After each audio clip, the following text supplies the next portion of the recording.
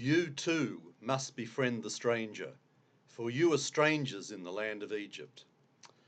We hear these words of Torah all the time from the darlings of the left, but once and for all, I want to address this myth of equating Jews as refugees with the onslaught of asylum seekers from Africa and the Middle East into westernised countries. About 6 times in the book of Dvarim, God makes the point to Moses that it is wrong to oppress a stranger, that you must befriend the stranger, that you must observe this commandment because you Israelites were once strangers in the land of Israel. Transposing this philosophy to modern times, as the thinking goes, means that Jews, the world in general, and the state of Israel must be open to accepting the hordes of Muslim refugees making their way to Germany, France, Belgium and Scandinavia, as well as trying to get into Australia and the UK. But equating these two concepts has always been a flawed exercise.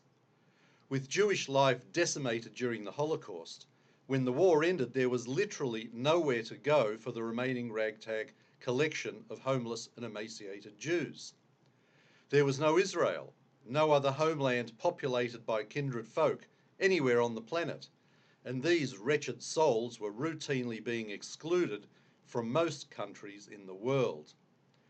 Fortunately, there were countries like Australia with the humanity to take them in, and these Jews repaid this kindness many times over by integrating nicely, getting down to work, rebuilding their lives and their communities, and eventually giving back to Australian society from the wealth that they made. They didn't put their hands out for welfare as if it was a right, and they didn't complain that, for example, the Aussies wouldn't provide kosher food at public functions.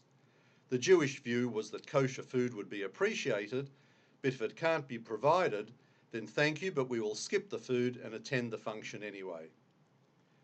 Jewish immigrants certainly experienced anti-Semitism from the leftovers of a pompous British-style class system in this country, but they took it in stride and found ways to get on with life.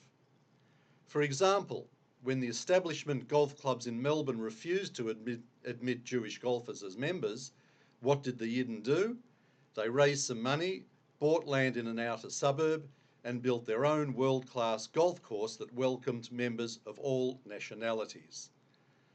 The Jews didn't complain about their sensitive feelings being hurt or protest in the streets that they were victims, and they certainly didn't resort to violence because Australia didn't agree to be turned into a shtetl, copying the places that they had come from. Australia was the land of opportunity in those post-war years, and as the wealth of the Jews grew, they were more than happy to donate money to society in all areas of life, from hospitals, public housings and the arts. You can't go anywhere in Melbourne without seeing the Gandal this or the Smorgon that, or the names Pratt, Lou and Beeson somewhere else. In Sydney they have Lowy, Triggerbov and others. But compare this with the Muslim asylum seekers we see these days. Importantly, they are mostly not genuine political refugees, but rather economic refugees looking to build a better life for themselves. No one can argue with that, of course, as why should someone with the drive and ambition to improve their lot in life be denied the opportunity to do so? But hardly any one of the 57 Arab and Muslim countries have offered to take them in. Perhaps Turkey might be one country that is providing sanctuary to Syrian refugees at the moment, but not a word has come from the oil-rich Gulf states. The vast majority of refugees heading to Europe want to get to Germany and Scandinavia. And why? Because the welfare programs of those countries are the most generous going around. Just last week, Minister Dutton reported to Parliament that we were seeing reports of people who have gone from Nauru to the United States, saying it is harder than they thought because they needed to find work in the United States.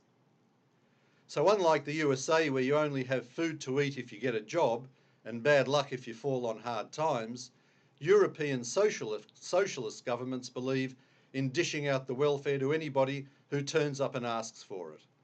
The problem, however, is that statistics indicate that a large number of Muslims absorbed into the West remain dependent on welfare for many years, if not all their lives. According to a University of Oslo study, non-Western immigrants are 10 times as likely to be on social assistance as native Norwegians. In Germany, Muslims are 4 times as likely to be receiving welfare as non-Muslims. One of England's most notorious Muslim leaders, hate preacher and Islamic law proponent Anjem Choudary, has boasted about receiving £25,000 a year in benefits, explaining that the money, quote, belongs to Allah. Muslims invariably demand that their host country change its laws to accommodate their religious beliefs, threatening violence if it doesn't happen. So when people try to tell me that we Jews were once refugees and therefore need to support open borders with no regulation of immigrants and admit a group of sponges into a country that we will support for life via the taxation system, then all I can say is repeat that famous Australian quote, "Tell them they're dreaming."